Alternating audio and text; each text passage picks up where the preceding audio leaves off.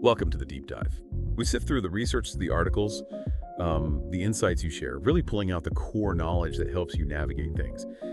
Today, we're plunging into a topic that, it touches everyone. Longevity. We're looking at anti-aging secrets and, the big impact of those little things that add up to a long, happy life. Our mission really is to give you a shortcut, a way to get well-informed on staying young, both physically and mentally. We got everything from cutting-edge science, exploring the limits of lifespan, to just everyday habits. We'll unpack the material you've given us, point out some surprising facts, offer practical insights. We'll start with this kind of mind-bending idea of aging's escape velocity, but then quickly pivot to what you can actually do, like right now, to influence your own longevity journey. Okay, so let's dive into this first concept. It's really fascinating. Aging's escape velocity. This isn't just, science fiction talk. It's a theoretical point where for every single year we live, all the advancements, medical, lifestyle, they add another year to our life expectancy. If we actually reach that point, that equilibrium, Well, the theory is we could achieve biological immortality. Think about it like this, maybe. Picture a sign way off in the distance. It's got your death age on it. Every year you live, you get 1 year closer. Simple enough. But now, imagine there's a rabbit holding that sign, and it's walking away from you. If that rabbit moves, say, half a year away for every year you live, well, you'll still catch it eventually, right? Your lifespan's finite. But here's where it gets really interesting. What if that rabbit representing all our technology, our medical knowledge, what if it moves 1 full year away for every year you live? Then you'd never catch it. You'd theoretically live forever.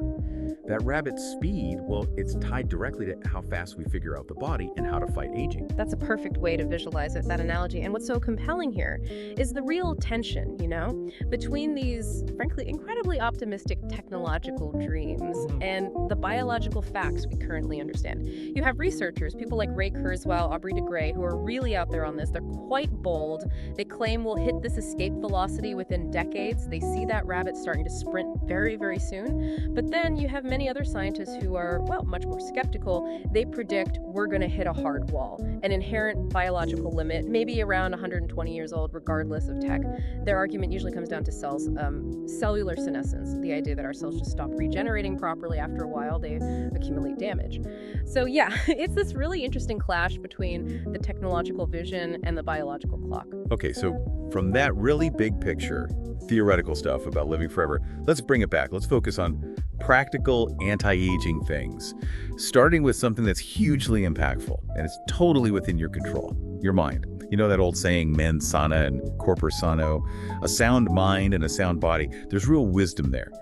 It highlights how linked our mental and physical health really are. Oh, absolutely. It's fundamental, and the science backs it up completely. Keeping your mind active, adaptable, it's not just about being sharp. It's a key factor in staying young systemically. A lively mind actually pushes you towards healthier habits, which then slows down the whole aging process. Think about it like muscles, right?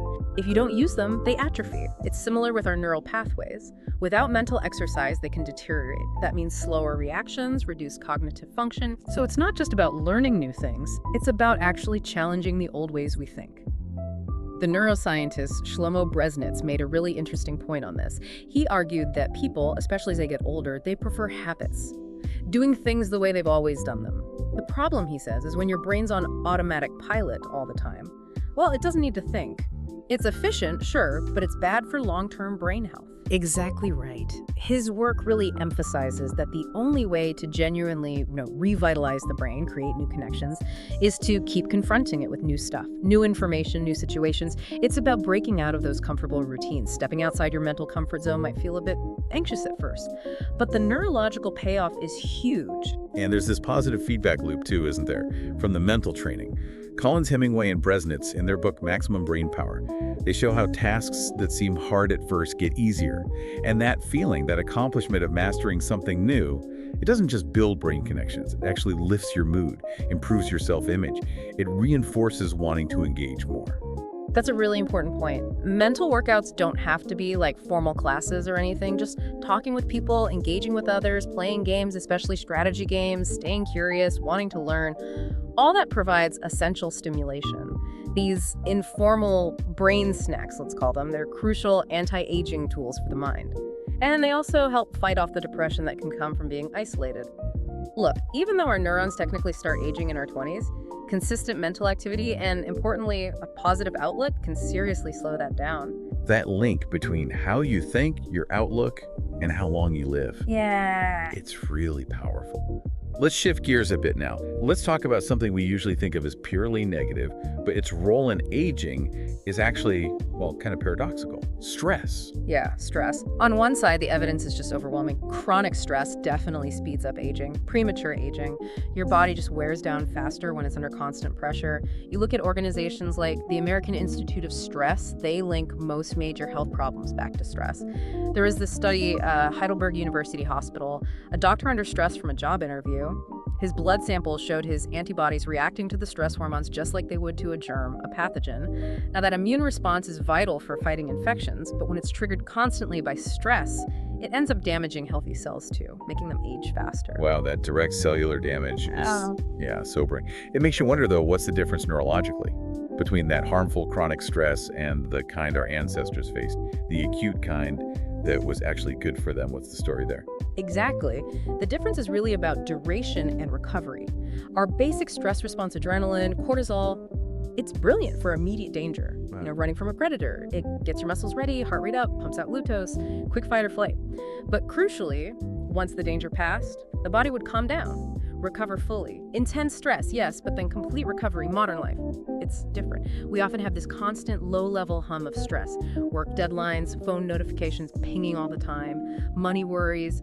Our brain can kind of mistake these things, these constant pings, as low-level threats. So the stress system stays switched on almost all the time. And that leads to what scientists call allostatic load. The body just never fully gets back to baseline. This drip, drip, drip of cortisol is harmful. It contributes to memory problems, depression, irritability, insomnia, anxiety, high blood pressure, all things that speed up biological aging. Okay, so the type of stress and how long it lasts are absolutely key. But connecting this back, you're saying not all stress is bad, that small, manageable doses might actually be beneficial. Absolutely. There was a really compelling study by Dr. Howard S. Friedman over 20 years at UC Riverside. He found that people who had a sort of low, sustained level of stress, people who actively took on challenges, who really poured their heart and soul into their work, they actually lived longer than those who aimed for a super relaxed life or retired really early. His theory was that this kind of stress, maybe call it purposeful stress or eudaimonic stress, it actually encourages healthier habits. Less smoking, less drinking, more engagement with life. That makes a lot of sense when you read about supercentenarians, right? People living to 110 plus. They often describe these incredibly full, sometimes intense lives. Many worked really late into life. You suggest maybe a life completely free of challenge isn't the goal for longevity. That's a really interesting way to reframe stress. So given how much it impacts aging, how do we actually manage the bad kind? The chronic stress, especially in this modern world where everything's always on? Mindfulness really stands out as a key method here. And it's so important because stress is, well, it's highly psychosomatic. It shows up, physically affects digestion, skin, everything. The core idea of mindfulness is about focusing on yourself, right here, right now, in the present moment. It's about noticing your automatic responses, even the really ingrained habits, and just becoming aware of them. When you do that, you connect with the here and now, and that helps stop those spiraling thoughts, the ones that just run away with you. I remember reading about Roberto Alcibar, the mindfulness instructor. He had this great example about turning off the autopilot. Like people snacking while they're on the phone or watching TV. If you ask them afterwards, did that omelet you just ate have onion in it? They might honestly have no idea. That's the autopilot. Mindfulness is about consciously switching it off. Exactly. And there are practical ways to get there. Meditation is a big one, helps filter out the noise, quiet the mind. Breathing exercises are powerful too. Yoga, body scans. These are all effective techniques. The important thing to remember is that it's training. It takes practice. It's not an instant fix. But if you stick with it, the practice absolutely reduces stress. And by doing that, it helps you live longer and healthier. Okay, so mindfulness gives us a tool for the mind. Let's connect back to the physical side again. Movement. We all kind of know moving is good, but what's really impactful for longevity? Is it just about, getting off the couch?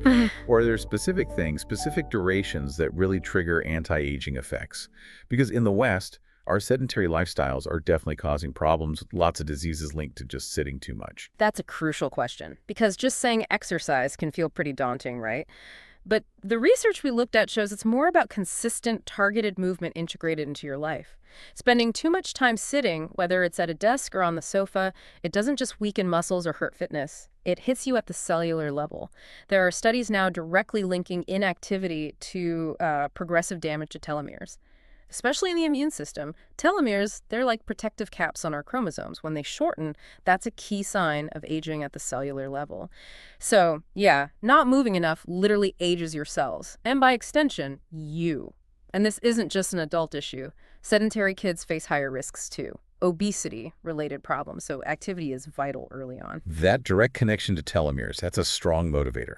Okay, so let's assume most of us aren't training for a marathon. What are some actual doable ingredients for movement that make a real difference for longevity based on what we've reviewed? Right, it's about weaving activity into your daily rhythm. The sources highlighted these key things. First, walking. Just a brisk walk, maybe 20 minutes a day, to work or just for the walk itself. Foundational, easy, very beneficial. Then, stairs. Always taking the stairs instead of the elevator or escalator. Simple, but great for posture, muscles, breathing. Reducing screen time is big too. Actively choosing social things, hobbies, anything that gets you away from sitting and staring at a screen. Good for the mind too. Snacking. Swapping junk food for fruit. Better nutrients, yes, but also helps manage energy for activity, reduces mindless eating. Sleep, getting that sweet spot 7 to 9 hours. Too little hurts recovery, but actually consistently sleeping too much can make you sluggish during the day. Play, playing with kids, pets, joining a casual sports team. It strengthens the body, yes, but also stimulates the mind, boosts self-esteem, social connection, and finally just being aware. Consciously looking at your daily routine, spotting those harmful sedentary habits and deliberately swapping them for active ones. It really is empowering, isn't it? To see that it's not about massive overhauls, it's these small, consistent changes. And the sources suggest they really add up. They can renew your body and mind and genuinely extend your expected lifespan. Okay, beyond activity, let's look at something maybe a bit underappreciated for anti-aging. Sleep. We all know how it makes us look better, right? Good sleep gives you that refreshed, tighter skin look. Maybe a model's best-kept secret. But the science shows sleep is a powerful anti-aging tool for much deeper cellular reasons. Absolutely. When we sleep, our body isn't just resting, it's actively repairing, regenerating. And a huge part of that is producing melatonin. Melatonin, it's a natural hormone. The pineal gland makes it from serotonin. Its main job is regulating sleep-wake cycles, but it does so much more. It's a really potent antioxidant produced inside our own bodies, and that directly helps us live longer. Its benefits are pretty wide-ranging. It boosts the immune system significantly. It contains elements that seem to protect against certain cancers. It promotes natural insulin production. It seems to slow down the onset of diseases like Alzheimer's. Plus, it helps prevent osteoporosis and fights heart disease. So yeah, melatonin is a major internal ally for staying young. That's amazing. Our own body's making this powerful anti-aging stuff. But a key thing from the sources was that melatonin production drops off quite a bit after age 30. So how do we make up for that natural decline? How do we optimize the melatonin we do make? Well, the sources point to several practical things. Diet helps a balanced diet, especially with enough calcium. Getting some sun exposure moderately each day, that helps cue the pineal gland. And obviously getting enough good quality sleep consistently, that's number one. But just as important is avoiding things that mess with melatonin production. Chronic stress is a big word. Alcohol, tobacco, too much caffeine, they all disrupt sleep and hinder your body's natural melatonin release. It does raise an interesting question. Given how powerful melatonin is, are scientists looking into ways to maybe boost it artificially or supplement it effectively? Because if we could optimize those levels, it really drives home the idea that the secret to longevity, well, a big part of it is already inside us. We've covered physical actions, internal chemistry. Let's bring it back full circle now. Back to the power of the mind, our attitude, and how it influences the body's aging. Yeah, it seems doctors pretty much agree on this. Two things are really crucial for keeping the body young. An active, engaged mind, that fits perfectly with the Japanese idea of Ikigai, your reason for being. And second, resilience, how you handle difficulties. There was that Yeshiva University study. It found the longest living people consistently shared two traits: a positive attitude generally, and high emotional awareness, knowing themselves, managing emotions. It really suggests that how you react to life is maybe just as important as any biological factor. That makes total sense. And the sources also mentioned the benefit of a sort of stoic attitude, that sense of calm acceptance, even when things go wrong. Apparently, that approach naturally lowers chronic anxiety and stress. It leads to more stable behavior. And you kind of see that reflected in cultures known for being less hurried, more deliberate. They often have longer life expectancies. What's really striking, too, is when you look at those centenarians, the super centenarians again, their lives were often tough, full of challenges. But they seemed to share this ability to face those challenges with positivity. They weren't overwhelmed by obstacles. Alexander Imich, he was the world's oldest man back in 2014, lived to 111. He acknowledged genetics, sure, but he famously said, "The life you live is equally or more important for longevity." That quote really sums it up, doesn't it? That mix of genes, lifestyle, and importantly, mindset. Hashtag tag outro. Wow, what a deep dive that was. We went all the way from the edge of science fiction, really, with aging's escape velocity and theoretical immortality, all the way back to simple but really profound wisdom found in just our daily habits and attitudes. It makes me think of that song, the one from the 100-year-old woman in Ogimi, that village in Japan with the longevity record. Her song captured so much of what we talked about. Eat a little of everything with relish. Early to bed, early to rise. Go for a walk. Simple stuff. Live with serenity. Enjoy the journey. Get on well with friends. Enjoy all seasons. And then that line, the one that really sticks. The secret is to not get distracted by how old the fingers are. If you keep moving with your fingers working, 100 years will come to you. Just keep moving. Keep engaged. That really does tie it all together, doesn't it? No. And it leaves us with a big question, maybe for you, our listener, to think about. Could it be that the technology driving us towards that escape velocity? Maybe it's not just fancy labs and futuristic medicine. Maybe it's also the combined power of all these small, consistent, positive choices you make every single day. How are your daily habits actually influencing that rabbit, the one holding your ultimate age sign? Yeah, something to reflect on. How do these ideas resonate with your own life? What small ingredients could you add? What mindset shifts might you try?